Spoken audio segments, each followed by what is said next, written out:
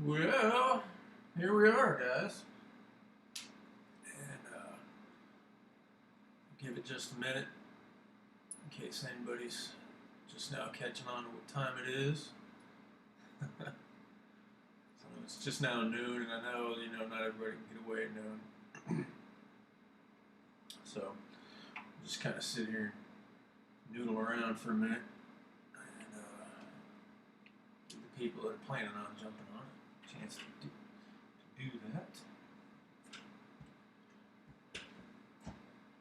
So what are you guys up to anyway? It's Thursday. Noon on a Thursday. Who except the musicians and the unemployed, they're not mutually exclusive, are available at noon on a Thursday? Of course, I mean that as a joke, guys. Nobody take it personally.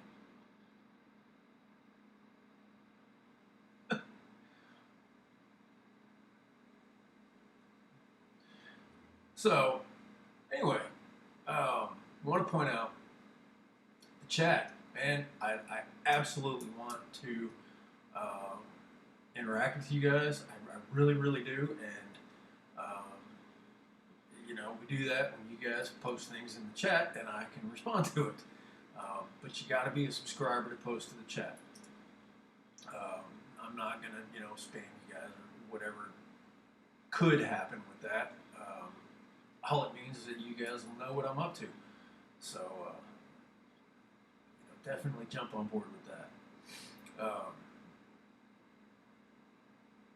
Yeah, so, what do you guys do? How many guitar players we got out there? How many guitar music fans do we have out there? We got, metal people and jazz people and funk people. What are you guys into?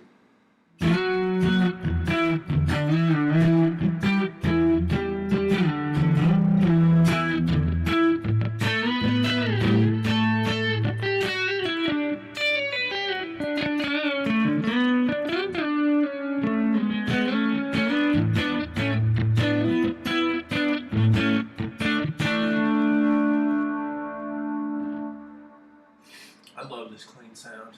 This is actually a clean sound.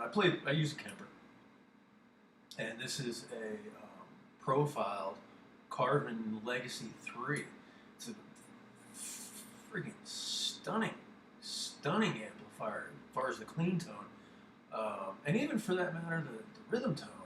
It's like just dead centered rock rhythm tone was amazing. I didn't like the lead tone too much. I'll get into that. But yeah, this clean tone that I just played is a modeled Legacy 3 clean channel, and man, love it. Love the way this thing sounds. My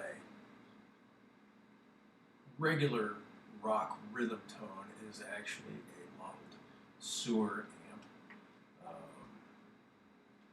It's not obnoxious like ultra high gain.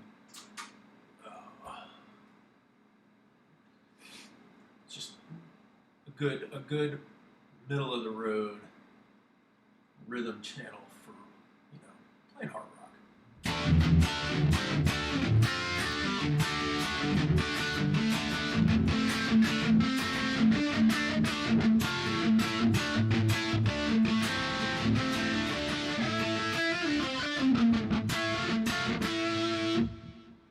So I like this one,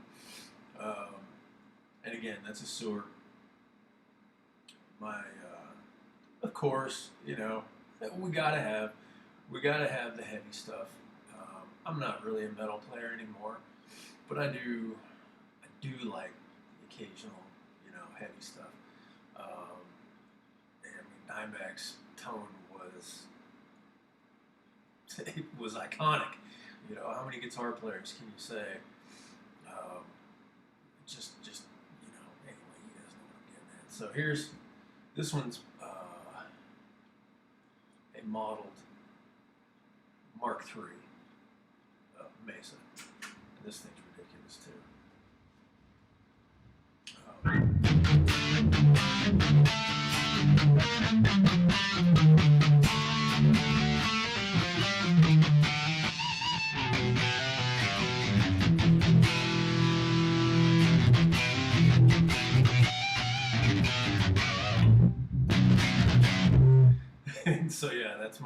that's my heavy metal tone. And then and that's amazing. Triple rack. My lead tone, which is the one I honestly care the most about, is a profiled Bogner Ecstasy red channel. And this was the one, man, that I poured over this one the most. Because for the guys that do what I do, the instrumentalists, your tone is your voice. And if your voice doesn't sound the way you need it to sound, then what you say doesn't come across the way you intend it to. So, yeah, it was a really big deal for me to get my lead tone right. And the Bogner just doesn't, and I knew that way before I ever got the Kemper. I had a Bogner years ago. And so I profiled it. And this is just, what I wanted was that really, really smooth vocal quality lead tone. Kind of like Eric Johnson, but with higher gain. Eric, his tone is unmistakable as well. And he goes to substantial lengths to get that tone. Although I did talk to him a few years ago, and he doesn't go, he's not quite so head deep with it as he used to be. It's a different discussion, guys. I'm trying to stay on track. So my lead tone, I've got two. They're basically they're basically the same preset, just EQ just a little bit differently. One with a little more bite, a little more edge than the other. I need to get it to cut through the mix, rather than tweak on the one that I'm using. I can just click over it and use the different one. So, lead tone wise, this is like I said, a profiled Bogner Ecstasy.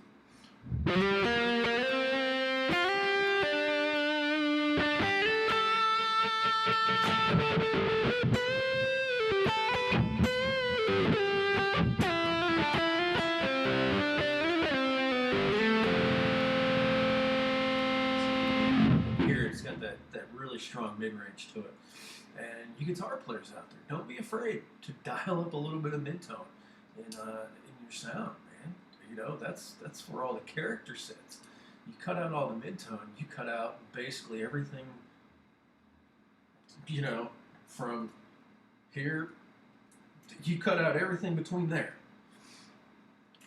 So you're eliminating, 70% of the neck. My other lead tone, like I was telling you guys a minute ago, I said this one it's the exact same patch. This one's just EQ with a little bit more bite, and for what it's worth, this one also has the whammy pedal on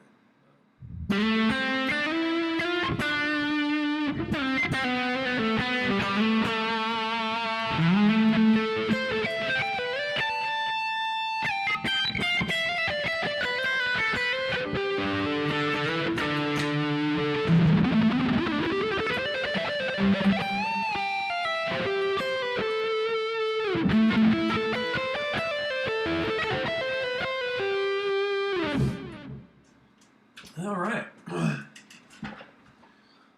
So we're a few minutes into it now, and that's cool. There's nobody on, and I honestly didn't expect there to be at this point. So what am I doing? What is this all about? What's this for? I've been playing guitar for a long time, 30 years plus, I guess, and I measure basically from when I got done with music school. I went to GIT. I was there in 1995 and 96. As a matter of fact, I was in the last of their legacy program, the 1 year, academic program, which is what the school was known for. I was in the last class of that. 1996 was when that was. So that's kind of when I measure my start of guitar as something I was pursuing with life. So what is that? 25 years? Good God, man, 25 years. And I've been in bands, here and there. No, I've been in bands everywhere. I've been in bands in Texas and Florida and Los Angeles, and I've played pretty much everywhere between Daytona and Los Angeles. All kinds of different bands, from like little fusion trios to I was in an industrial metal band that was really heavy, rock bands, and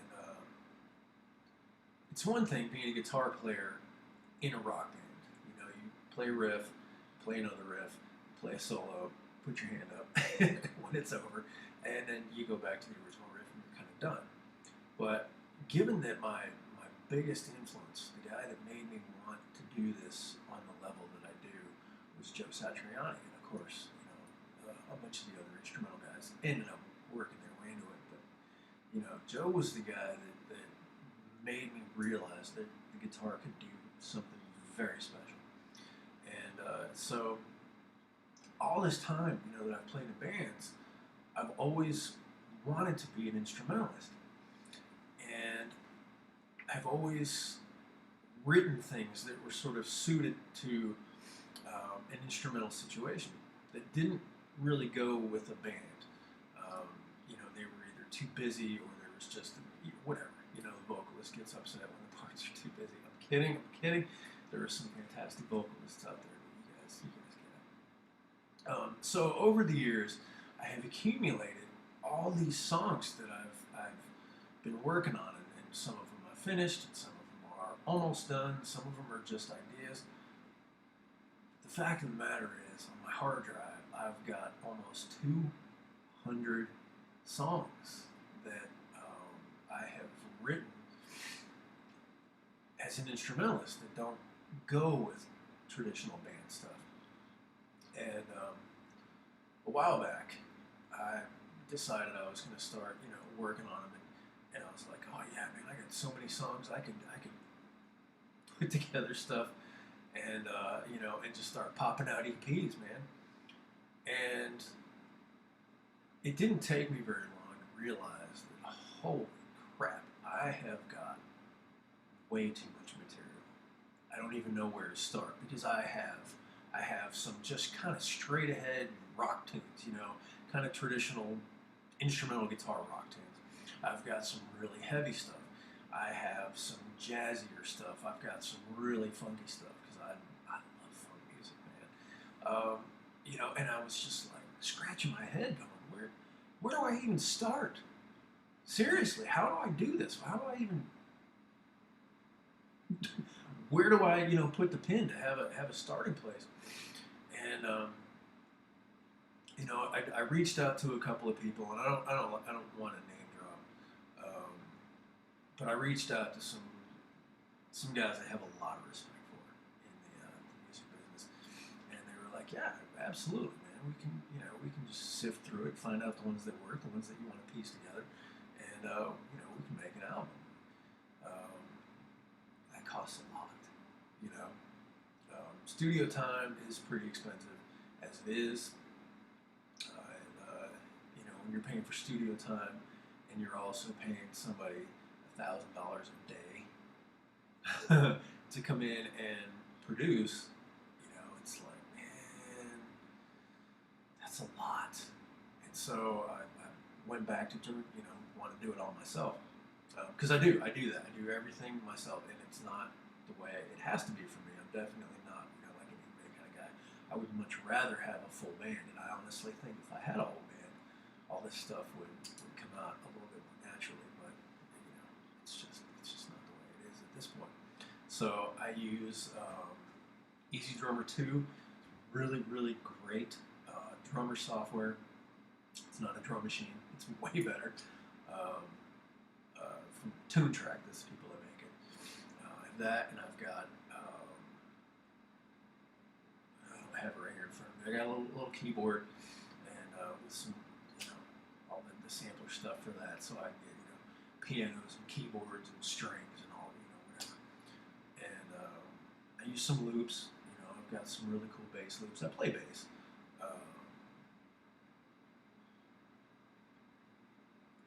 Yeah, so I've got some really cool bass loops that I can just drop in to kind of placehold, while I'm doing my thing. And I kind of like doing that because it leaves me in charge of the creativity, but I kind of don't like doing it because it leaves me in charge of all the creativity.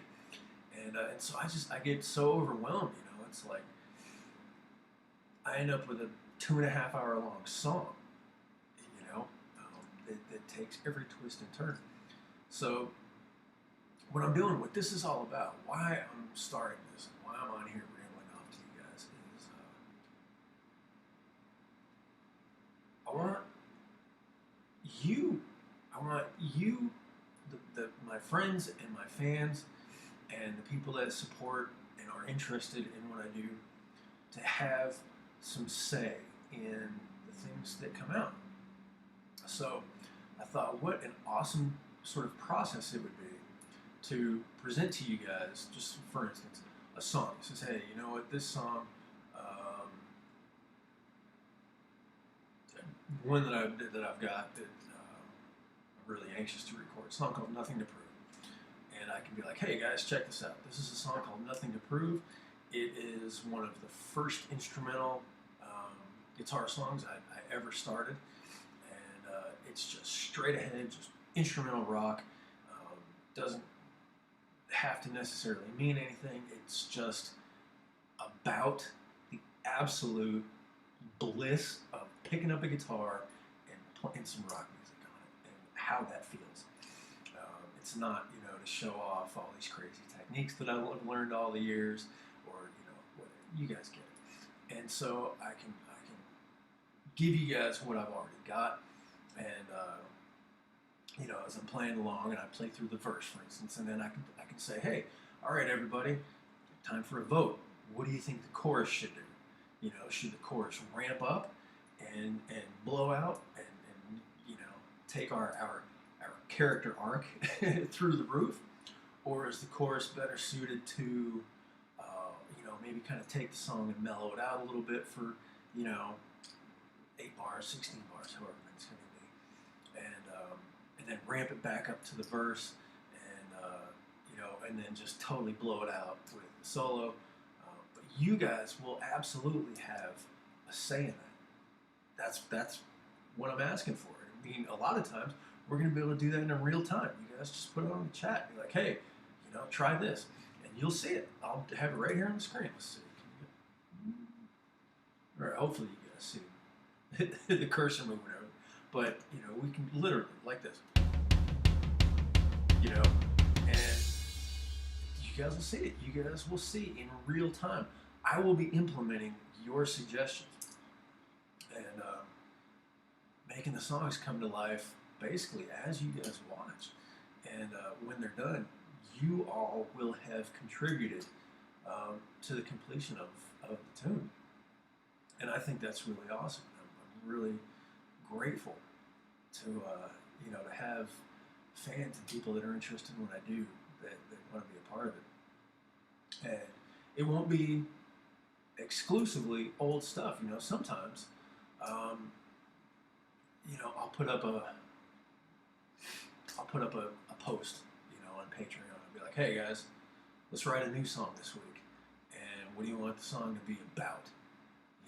And people you guys can post up whatever sort of environment or what have you that you'd like to see a song started about. Like what motivated, what inspired this sound, and even if it starts off really simple, or not simple but short, we can build a whole song together around this idea that is fan suggested. I think that's really awesome. Yeah, man, that's just super rad. And I've got it set up to where the more involved, the more invested you want to be, the more you're allowed. Everybody involved gets a vote. on anything that gets voted on. Um, and that's for everybody. That's everybody that's part of Patreon. The next up tier, you guys get to contribute.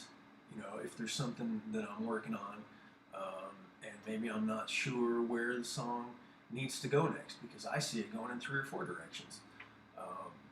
The next tier up, you guys that are in that tier will be able to say, hey, do this with the song, do that with the song, do this other thing. And then I can take those and I'll sift out the ones that kind of resonate with what I'd like to do with the song. And if I've got 3 or 4 of them, I'll put that up for a vote, where everybody gets to say, hey, of the suggestions, these are the ones that we think are going to be the coolest, or they're going to suit the song the best. And that's really cool too. And it kind of goes up from there. The top 2 tiers, you guys will look at it and you'll see my Patreon and think, oh, whoa, the top 2 tiers are kind of out of control. It's not just Patreon tier. The top 2, what you are getting with that, in addition to all of this, really, it was a way for me to link together my teaching. Because I've been teaching this instrument for 24 years.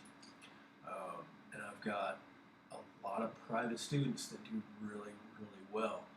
And, with 2020 coming along and shoving a lot of teachers into the virtual world, there's been a lot of platforms have opened up to teach virtually. And I've got students now from everywhere from like here locally to California to flipping Egypt. And it's a really cool way for me to reach out and interact with people all over the world. And so the top 2 tiers of my Patreon are lesson included.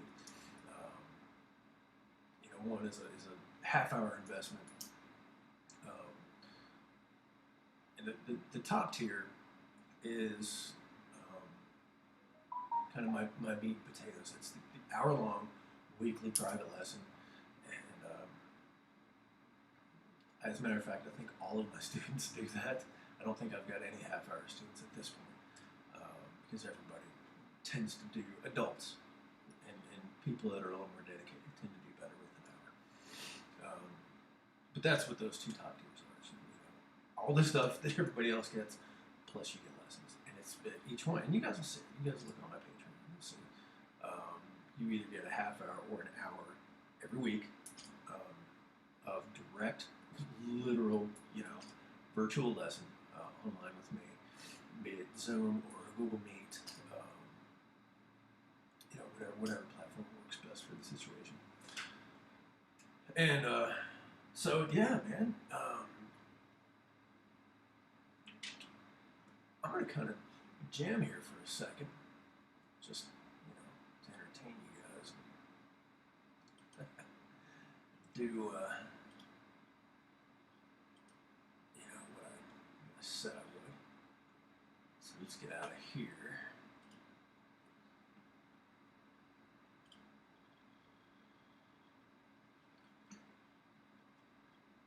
For those of you out there, that don't use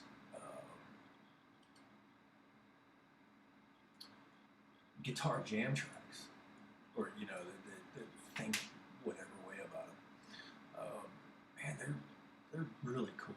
They're very useful, and you can pull up a jam track in a style that you're not even familiar with, and you sit back and you sort of excuse your ego because it's going to probably sound a little bit like a train wreck at first until you get comfortable playing in whatever style it is.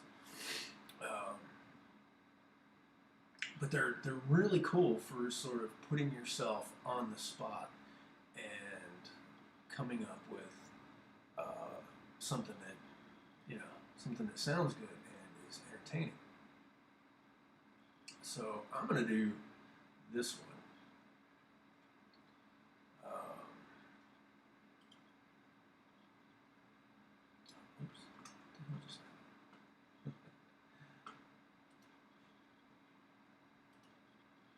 There. All right. So this is just a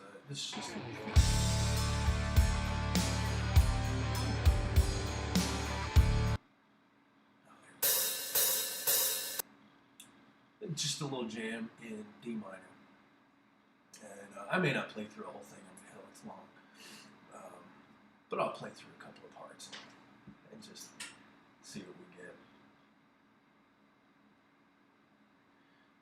I'm even going to do something I don't normally do. Oh. Still nobody? No. All right. It's all right. I don't mind playing with nobody. It's totally fun.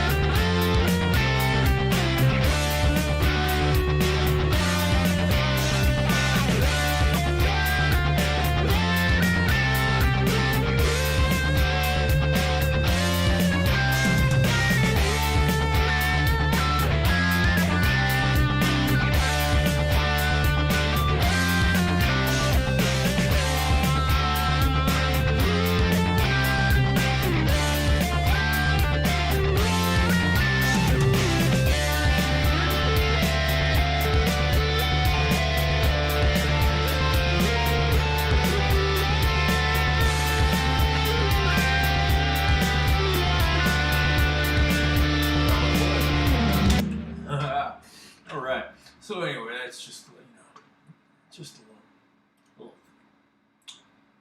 Oh, where'd you go? There it is. All right. Yeah. So, talk a little bit more about my stuff.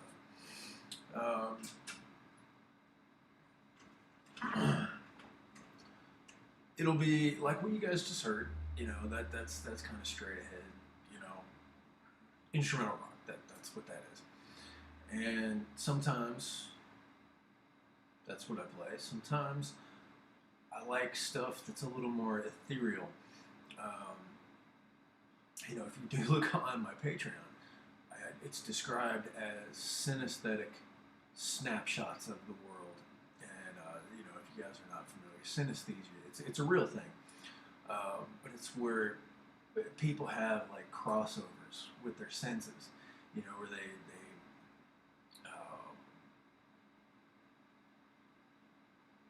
see a certain color, and instead of seeing it as orange, it triggers a taste of pizza,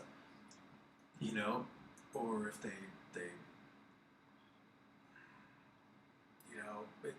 see the color red and they associate a sound, or the reverse of that, they hear a sound of something and it literally triggers the sensation of seeing something. And I find that absolutely fascinating. I don't have really what anyone might call synesthesia. I've known a couple of people that have had it pretty strongly, but every now and again, I'll see something just kind of out in the world, and I will literally hear in my head a sound that goes with that thing. And it doesn't happen often, but it fascinates me when it does.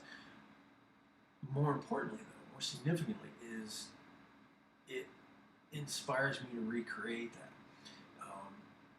So I think it would be just the absolute coolest thing in the world if I could play something that made someone else visualize something.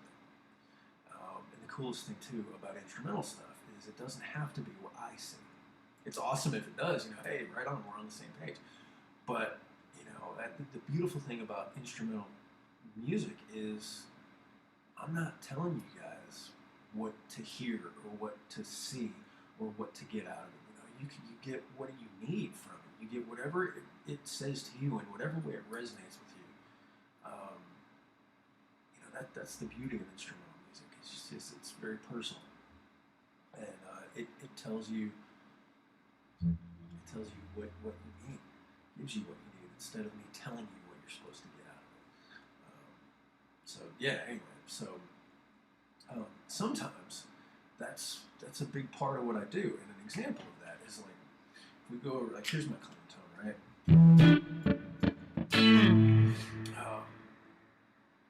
If you guys are at all familiar with Buckethead, he's another huge influence of mine, and he's got some really cool pieces that are kind of written around effects. And this is an effect that I absolutely love, and I love just kind of jumping into this and kind of making something happen, and it just kind of washes me away to some other place while I'm doing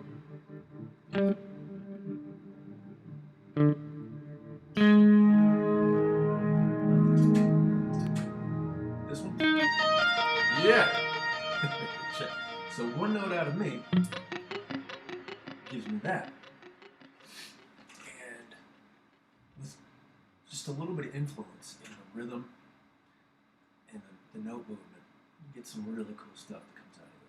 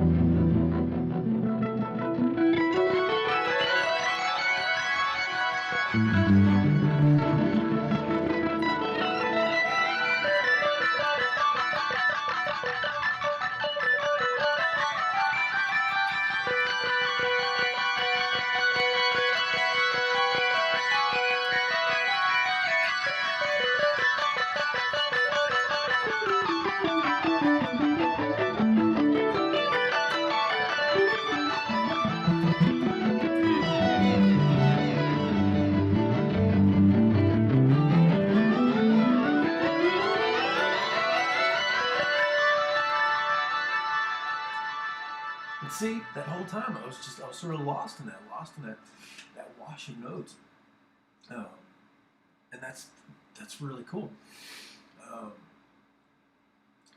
And being that I went to school for music. I went to GIT, for those that don't know. The idea of not playing in time, it almost grates a little bit. How does that work? Playing not in time is a sin. It makes the music horrible, and that's only partly true. There's something about, like giving notes the amount of space they need. It's a hard thing to do, especially when you've got a really good drummer, that plays like a human metronome, and it's hard. It's hard to play in free time while there's something to play too. But you guys will dig this. Sometimes it's really cool to not have something keeping time, so that what you're getting are just the notes, like words hung in space. Just like I'm sitting here talking to you. I'm not speaking in time to something that's giving, that's clicking for me. And sometimes I think music gets a little bit constrained. So sometimes I'll do something like this, right? Let's see. Hopefully this will come out. Sometimes I'll do something like this. And give me a second, because I got to make sure that the loop is going to work right. I haven't had it plugged in for a while. Let's see. We'll take G minor, right? We'll take a G minor chord, and we'll just do something good and simple, right?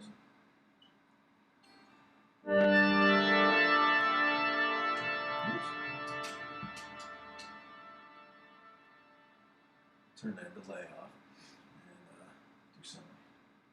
Here we go.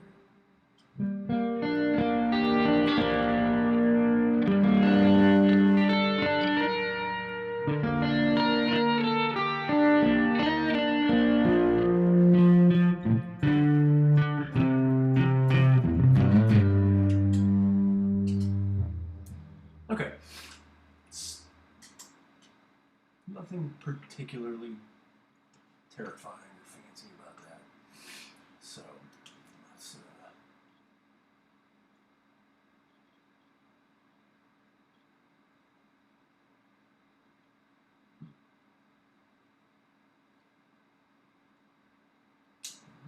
Well, sorry guys, give me just a sec.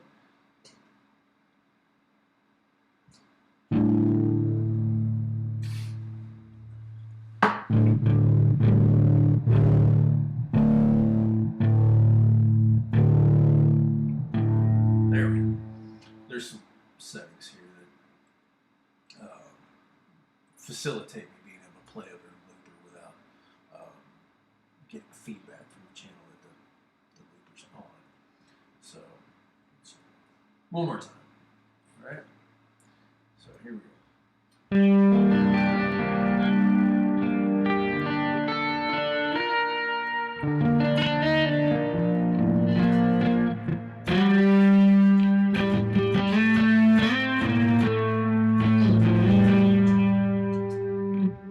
Okay.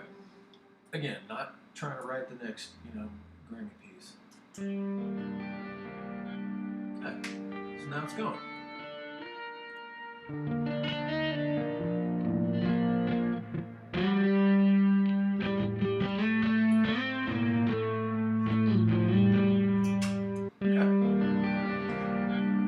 G minor, right?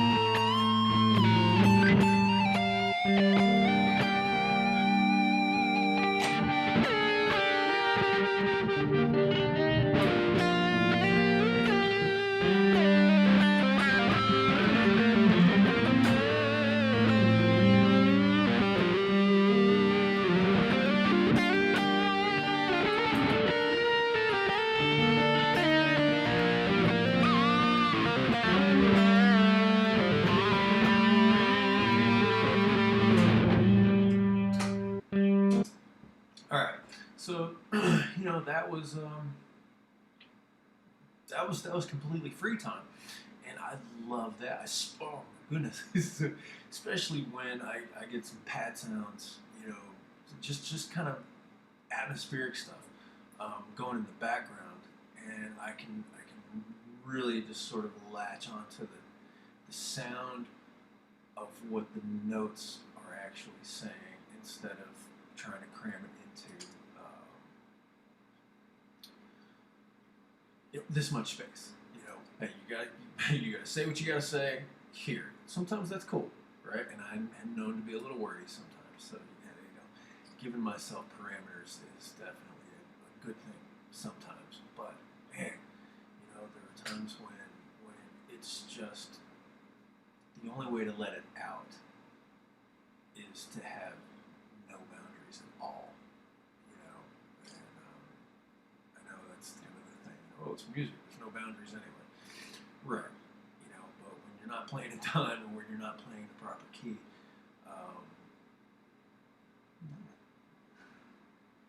that can be unsettling to the listener, to say the least. So, hopefully, guys, you got a feel for what's actually happening and what I'm trying to do with this.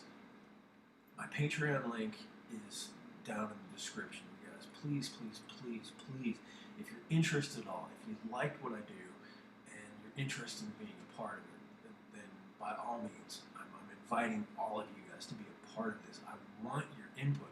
I want to be able to give you guys the chance to contribute and be a part of the creative process. Ultimately, at the end of the day, yeah, this is my music. It is. But I can pick up and play with nobody watching and be fine. That's playing for me. I want to give you guys something that you feel you're invested in. I want to give you guys something that when you have it in front of you, you think, oh yeah, I relate to this because I was a part of it, and I would be so honored and blessed to have you guys, be with this on that level. And there are some things, okay? There are some things that I'm working on that won't be a part of this. I've been in talks with a guy, another guitar player, had a couple of really big hits. Years ago when he would hear instrumental rock on the radio, and I've been talking to him for a little while now about jumping in and actually producing my stuff and sitting down with him in a recording studio and having him there, to basically keep me on track instead of going and writing that 2.5-hour song that I mentioned earlier. When I start wandering a little bit, he's going to basically be the guy there that says, hey, get back on track, get back to the song. That's for a different song. Let's put that on the next song. This one, we need the melody to do this, blah, blah, blah. And when it comes time for the solo, you can be like, all right, hey, that was cool, but you kind of dropped the ball. You try doing it this way. You get the idea. I will eventually disclose his name. I'm going to keep that one quiet for now because we haven't actually gone into the studio and recorded anything yet. But it's going to happen, and it's awesome because I have literally spoken to the dude on my phone. We text back and forth, and it's really cool. It is a little weird for me to be having a text conversation with someone whose videos I've seen on, MTV or whatever along the way. That's it makes me giggle. I get a little starstruck. So anyhow, back to what the point is, you guys. This is all for you guys to bring you in and make you a part of the music I'm making. And it seems like such an honor to have people that are interested in that. And I'm grateful to know it. Excuse me, I've got to get a sip here. By the way, I do not endorse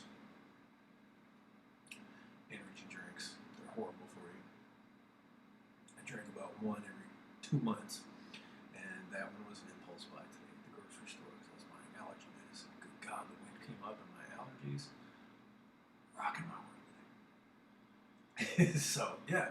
Anyway, so guys, the whole thing, right? Everything I want to do is keeping you in the creation process. So literally writing music for you guys, and that's a gift as far as I'm concerned. This might be on this end of it. It's a gift for me to be able to do that and to know what it is that you guys need from my music. Because who knows? Maybe one of these days, one of you guys out there is just going through it, and whatever it is, and I pull it up and I say, oh, this person's going through this, and they'd like me to, make music about that. And so I play something, a little piece around what someone has suggested. Maybe it's exactly what they needed to hear, Maybe it's exactly what they needed to hear, and they relate, and it takes them out of that hole they're in, and it brings them to a place that's just better because they relate, and they feel like they don't have to carry that load alone.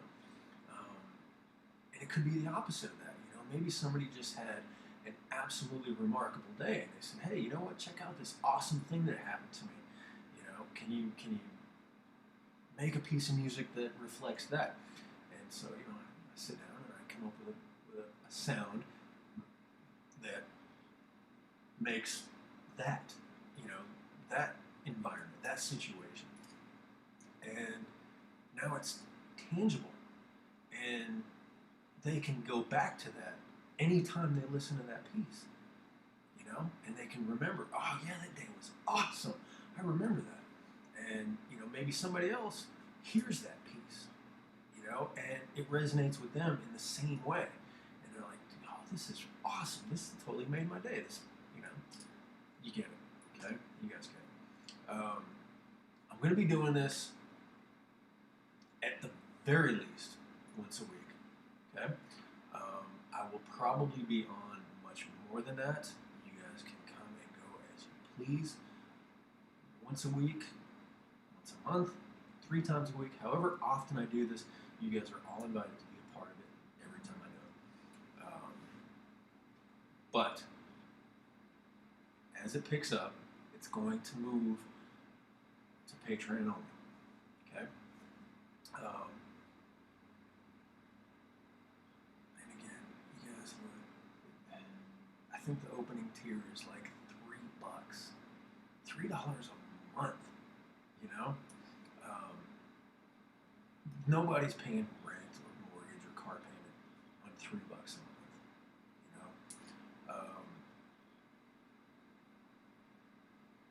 So I'm not in it at this point, looking for you guys to, to keep my lights on.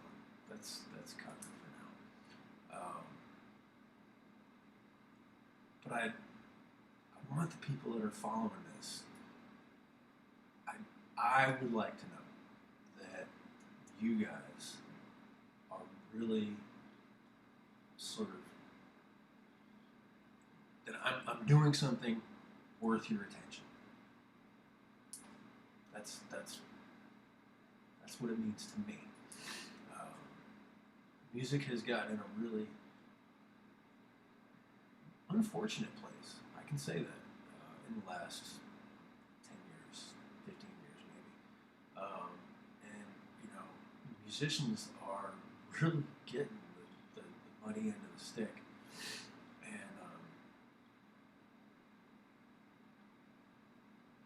yeah, it's really hard to do it, to be a musician and feel like people are interested and passionate about your intellectual property, what we do, our songs, the things that we make. It's got to the point where, so much of it is for free, at hand. And musicians get paid so poorly by the services that claim to work in our favor, Spotify, Pandora, blah, blah, blah. They don't pay. They don't pay. You get 1 million streams on Spotify and you get a check for $17. And that's not it. That's not what I'm doing. This is not necessarily a revenue thing. This is staying connected with you guys, my fans, and the people that are interested in what I do. This is staying connected on a personal level, which, in the big time, the big money era of the music business, you didn't get that at all. You did not get that at all. Rock stars, they were isolated, man. They were insulated. They didn't give a crap about interacting with their fans. They wanted to be bigger than life when they were on stage. And the music industry is just different. And I don't want you guys to feel like you are separate from this, because this is what we do it for. It's to give you guys something in the end.